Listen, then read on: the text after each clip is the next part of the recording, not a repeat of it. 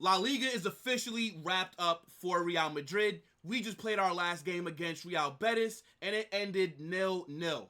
A really uneventful game that I was really sad while I was watching because it was boring as hell, but that's to be expected when we still have to play in the Champions League next week. Now, this game was just a rehearsal, right? That starting 11 that you saw out there today, that will be the starting 11 against Dortmund. And this game just lacked intensity in the final third. We didn't really look like we were on it. And if I'm being completely honest with you guys, we would have lost this game if it was not for Courtois. And he has come back from injury and has just been fantastic. This guy does not look like he missed most of this season. He's come back, and I see why he's going to go in goal over Lunin against Dortmund. And at first, I didn't agree with the decision. But look, Ancelotti knows more than I do. Now, one thing that I do want to touch on today is this was the last game that Toni Kroos will play at the Bernabéu. And he was able to get a nice farewell towards the end of the game. We subbed him off, and I was thinking, yeah, let's bring on Arda Güler, right? Let's do a little, the present and the future, or like the past and future kind of thing. But no, we ruined Toni Kroos' moment by subbing on Dani Ceballos. Why is Dani Ceballos still getting minutes for Real Madrid in 2024? What does this man have on Carlo? Why couldn't we see Arda or Brahim today? Why couldn't we see Nico Paz? Where the hell has he been? I haven't seen this guy since like December. Is he alive? I am tired of seeing Dani Ceballos get minutes. I know I can't be the only one. But whatever. Shout out to my guy, Toni Kroos. Legend. One of the best midfielders that this game has ever seen.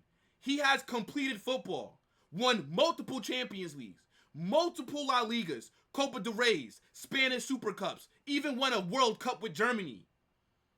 Came in from Bayern Munich. Damn near the best 30 million that you'd ever spend. Generational player.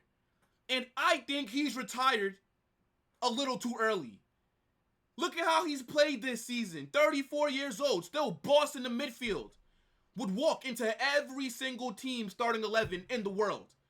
And he's going out on top. That's what my legend does. He doesn't want to be like certain man's legends that's playing in Japan at like 40 years old, getting cooked. Like, how come Iniesta hasn't retired yet? This guy must be broke. But I think Kroos would have definitely been nice for him to stay for one more season. And it's kind of crazy because the opposite has happened, if you think about it. The reports were saying that Luka Modric was leaving and that Toni Kroos was going to stay. And then in like the span of like the last week, it's all just switched. Modric is now staying and Toni Kroos has announced his retirement. And it sucks. This is a player that you cannot replace. There's nobody in world football that can come in and do the same job as Toni Kroos. It's very hard to describe how good he is and the impact that he has on your team. And you guys see how all the players feel about him. When he first announced his decision on social media, everybody posting tributes for him. This guy was an important figure in that locker room.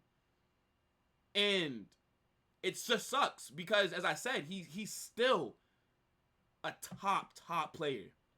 And he decided to go out while still being in peak form. This guy is like third in Ballon d'Or odds. And he's retiring. Would have liked to see him here for one more season, man. I think that these players could still learn a lot from him. Hopefully, the club offers him some kind of role to remain around so that he could be with the players. Maybe as like a player's coach or something like that. But this guy is Real Madrid through and through. I mean, what a player. Since I started watching this sport in 2014, I don't know life without Toni Kroos, man. So it's going to be definitely weird to see next season. But, it is what it is. The guy decided to go out on top, and I can't be mad at that. 34 years old, he's done everything that there is to do in this sport. One of the most decorated players of all time. So he has one more game left with us. Hopefully he's going to be able to lift up that Champions League to end his Real Madrid career. Then he has the Euros with Germany. And I think they're an underdog.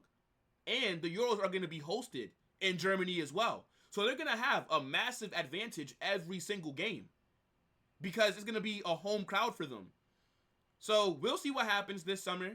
You know, I think France will win it, even though England are the betting odds, which is kind of crazy. But, yeah, you know, as I said, look, 0-0 against Betis, a game where we didn't look like we actually cared. You know, we were just being professional. We wanted to give our players some fitness. It was nice of Carlo Ancelotti to sub on Kepa, right? We brought him in on loan from Chelsea. He was supposed to be the number one keeper for this season while Courtois was out. Lunin overtook him. And from all the reports and everything that I've heard, they all say that Kepa has been a stand-up guy. He's handled the situation well. And I kind of feel bad for him because you end up going back to Chelsea when you were at Real Madrid. That's like driving a Ferrari and then you got to give it back and it's back on your bike. That's the levels. But look, boring game today. You know, and I don't blame any of the players. As I said, Champions League final rehearsal. Like, that's what I'm thinking. And nobody wanted to get hurt. This game didn't mean anything. We already wrapped up the league a few weeks ago. I'm not happy with how we ended the season. You know, the game against Villarreal, letting Sorloth score 4 goals on us. Today, not really doing anything creativity-wise. I think Courtois, to me, he was the man of the match, even though Toni Kroos got it. Because if it wasn't for him, then we would have lost today. But, yeah.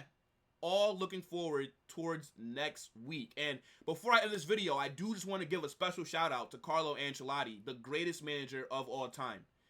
This man is the GOAT. Don't talk to me about Pep, Sir Alex Ferguson, Arsene Wenger, Jose Mourinho, Antonio Conte. None of these guys. Don Carlo. All the injuries that we had this season. Courtois missing this entire season, basically. Same thing with Militao. No David Alaba. Having to play Tchouaméni at center back. Not having a real striker that could start week in, week out. Putting Jude there. And this guy has arguably had one of the best debut seasons that we've seen at a club in history. This guy, Carlo, has adapted. He's had to be creative. And there was no excuses made. We just went out there and we won the Spanish Super Cup. We won La Liga. And next week, we're going to take care of Dortmund. But Carlo, what a manager. And he's definitely somebody that I think people take for granted. But the job that he's done, it cannot go, unnoticed. Because with all the injuries that we had this season, Vinny missed a few months. Rodrigo was out for a while. Jude was also hurt. Arda Güler didn't play for like the first 6 months. Like, it's crazy. But yeah, I just wanted to give him a shout out, guys. Look, season's over. We already won the league. This game today was a dress rehearsal for next week. So, you know, just keep that in mind. The performance was not the best to watch. I did a watch along, and I was trying to keep myself up.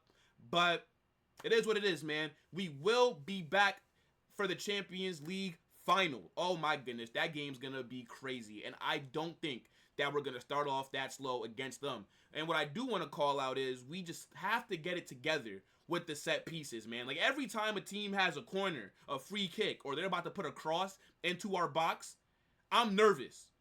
And today, Betis had 2 goals ruled off by VAR. And then Courtois also had to make like 2 or 3 really good saves.